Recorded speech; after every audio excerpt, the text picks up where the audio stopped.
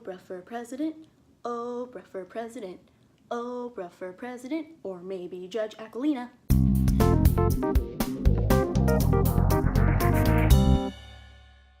Hey humans, long time no see. I'm Amanda Montell, and this is The Dirty Word, where sex and language get it on. Today, I wanted to talk about a very relevant topic that was requested by a viewer in light of a few important linguistic current events, namely the iconic speech that Oprah Winfrey gave at the Golden Globes the other week, and Judge Rosemarie Aquilina's remarks at the Larry Nassar sentencing shortly thereafter. These two women's speech styles are connected in kind of a crucial way, and over the next few minutes, I want to talk about that. So, as most media-wise Americans know, both Oprah Winfrey and Judge Aquilina made really powerful remarks in January, talking about how to rectify sex and gender-based power abuses, and their words were received with enormous praise. Their speeches were described using language like powerful, rousing, and inspirational. After Oprah's Golden Globes speech, the hashtag Oprah for President started trending, and Judge Aquilina was named the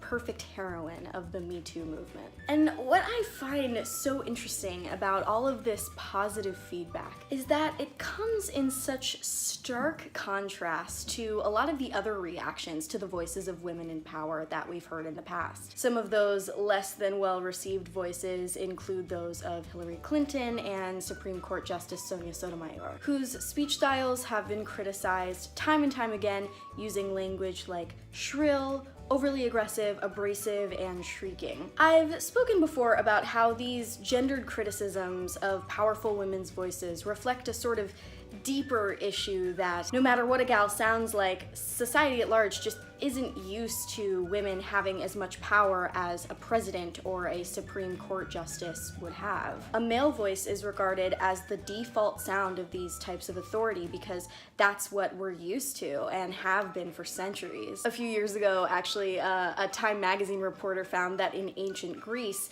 female outspokenness was associated with prostitution, madness, witchcraft, and androgyny, which incidentally, I think is kind of amazing, but I also know was not intended to be. Anyway, so even today, when a woman in power uses her voice as loudly as a man would, or talks as much as a man would, she often gets labeled as a caterwauling bitch. In fact, in 2016, a linguist named Nick Subtirolu took an empirical look at the use of the words shrill, shriek, and screech, and found that commentators were up to a little more than 3 times likelier to use this type of language to describe a woman's voice than a man's. However, Oprah and Judge Aquilina's voices were not characterized this way, at least not by any media outlets that I saw. Instead, their speech styles went over with flying colors. So begs the question, what is the difference? Why are we more inclined to listen to and praise the voices of some powerful women and not others? Is it really a matter of what their actual voices sound like, or is it something else? So there's an age-old predicament that women in power face, and that's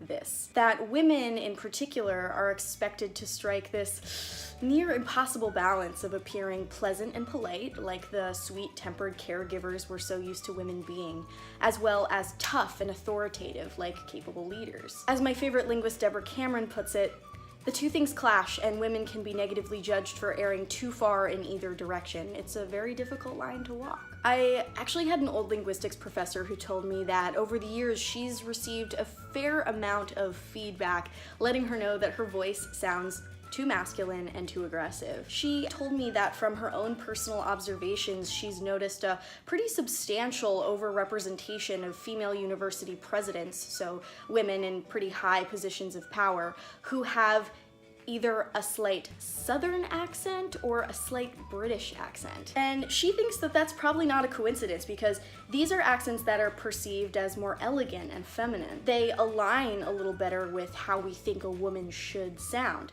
so people are a little more likely to listen. At the same time, go too far in the feminine direction and you might lose respect or be seen as too delicate or dainty to lead. This precarious negotiation of traditional femininity, which has historically been backdropped by a private setting, and confident, traditionally masculine leadership, which is a public thing, is something that social scientists call the double bind. But then there's the specific question of why Oprah and Judge Aquilina seem to have negotiated this double bind so well. My theory is that part of the reason for this doesn't really have a whole lot to do with how they talk at all. Sure, these women's voices can be analyzed. Actually, Quartz.com grabbed a speech coach and asked him to determine why Oprah's Golden Globes speech sounded so perfectly presidential. And he found that among the techniques that contributed to this effect included a use of metaphor, hope for a brighter morning and a new day on the horizon, as well as a very classical use of certain literary devices, like repetition at the beginning and ends of sentences, as well as something called tricolon, which refers to speaking 3 phrases of the same basic length all in a row. You might recognize this from Lincoln's famous quote from his Gettysburg Address, "But in a larger sense, we cannot dedicate, we cannot consecrate, and we cannot hallow this ground." Oprah did all of that stuff I just listed and a bunch more. And that's kind of what made her sound like a president. However, my thought is that Hillary Clinton, for example, could have given Oprah's exact same speech, exact same delivery, exact same tone at a political event or something like that, and she still would have been blasted for it. And I kind of think that less than a linguistic thing, this might have something to do with the fact that the types of power, the specific types of power that Oprah and Judge Aquilina have, those being that of a celebrity businesswoman and a judge in a massive sexual assault trial, seem appropriate to us as a society. In other words, these specific levels of authority are what we consider acceptable for these women. So we don't go looking for ways to shoot them down. The type of power that Clinton could have potentially had, however, as president was too much. And so the media criticized how her voice sounded as sort of a distraction or symbol of the idea that deep down they just didn't think she was cut out for that kind of power. Now, I don't think that women's voices have nothing to do with how they're perceived. I do think one of the strengths of a voice like Oprah's or Judge Aquilina's is that they're really authentic sounding. It's obvious that they weren't trying to sound right or to negotiate the double bind perfectly, which ironically could have caused them to come across as phony or artificial. Instead, it's clear that they were using their genuine voices. And especially now, in the age of the internet, when we as a culture are so sensitive to authenticity and